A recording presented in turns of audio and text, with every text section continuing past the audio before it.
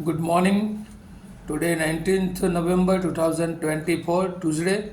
આજે સવારે word of wisdom of God morning ડિવોશનમાં આપ સર્વનો આવકાર કરવામાં આવે છે અને પ્રેમી સલામ પાઠવવામાં આવે છે.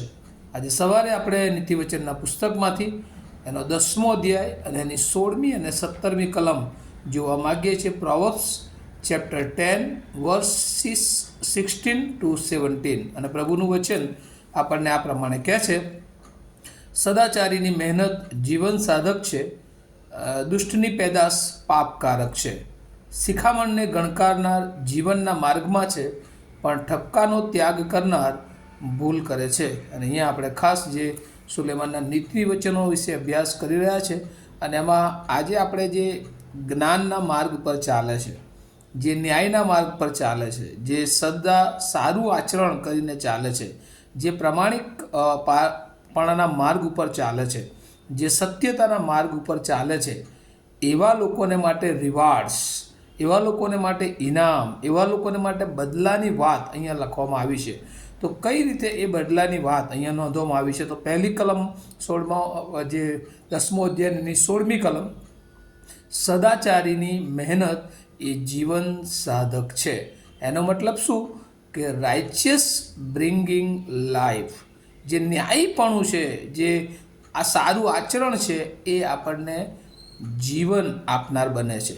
અને એ જીવન એ ખરેખર આશીર્વાદિત રહે છે, કારણ કે જ્યારે આપણે એ સારું આચરણ કરીએ છીએ ત્યારે આપણા જીવનને તો પ્રભુ આશીર્વાદિત કરે જ છે, પણ સારા આચરણ દ્વારા આપણે બીજાના જીવનને પણ એ સારી રીતે મદદરૂપ થઈ શકીએ છીએ. અને એટલે જે કંઈ જ્ઞાની માણસ છે કે જેની પાસે સારું આચરણ છે, પ્રભુની બીક છે, પ્રભુનું ભય છે, પ્રભુના વચનો છે અને હંમેશા બીજાઓને માટે લાગણી છે, પ્રેમ છે, મદદ કરવાની ભાવના છે, એવા લોકો જ્યારે મહેનત કરે છે ત્યારે એ મહેનત એમના પોતાના જીવનને અને પોતાના જીવન દ્વારા ઘણા બધા લોકોને એ જીવન તરફ લઈ જાય છે.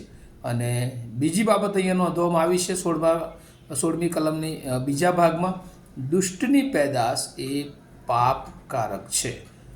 જ્યારે પણ એ વિકેડનેસ અથવા તો એ દુષ્ટતાનો માર્ગ છે, એની જે પેદાશ છે, એનું જે ફળ છે, કંઈક તો એ પ્રમાણે કહે છે કે fruits of wickedness sin is sin. કારણ કે દુષ્ટતાનું જે ખાસ કરીને ફ્રૂટ છે અથવા બેનિફિટ છે એ પાપ છે. અને રોમન 3 અને 26માં રોમન 6 અને 23માં પણ નોંધવામાં આવ્યું છે કે પાપનો મુસારો મરણ છે અને પ્રભુ ઈસુ ખ્રિસ્તને આશરે એ અનંત જીવન છે. અને એટલા માટે ભલાઓ કદાચ એ સારા આચરણવાળું જીવન, એ જ્ઞાની જીવન, એ બહુ અડચણ, મુશ્કેલીઓ, પ્રશ્નો, બહુ જ મહેનત કરનારું જીવન હોય, પણ આખરે એ જીવનમાં જે રિવાર્ડ છે, જે બદલો છે, અને જીવન સાધક છે. અને એટલા માટે બાઇબલ કહે છે 2 માર્ગોની વાત. એક માર્ગ જે સાંકડો માર્ગ છે, એ થોડો મુશ્કેલીભર્યો માર્ગ હોય છે, પણ એ માર્ગ જીવનમાં પહોંચાડનાર માર્ગ છે. અને એટલા માટે આપણા જીવનમાં જો ઈશ્વરને ન ગમતી કોઈ બાબત, કોઈ પાપ, કોઈ એવા વિચારો છે, તો પણ પ્રભુ કહે છે કે આપણે એને નાખી દઈએ. કારણ કે શૈતાન એ હંમેશા આપણને એ સુધારવા માટે નહીં, પણ શૈતાન હંમેશા આપણા જીવનને એ બીજી તરફ, જે ઈશ્વરને નથી ગમતી એવી બાબતો તરફ લઈ જવાને માટે આપણને દોરવણી આપે છે. કારણ કે જે શૈતાન છે એની સ્ટ્રેટેજી શું છે?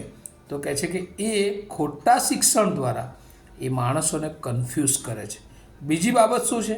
કે એ અભિમાન તરફ એ આગળ વધે છે, એ વ્યભિચાર તરફ લોકોને એ દોરવણી આપે છે. અને પછી એનું પરિણામ શું આવે છે? તો કહે છે કે એ માણસ ભરાઈ જાય છે, એ ફસાઈ જાય છે અને પછી એ નાશ તરફ આગળ વધે છે.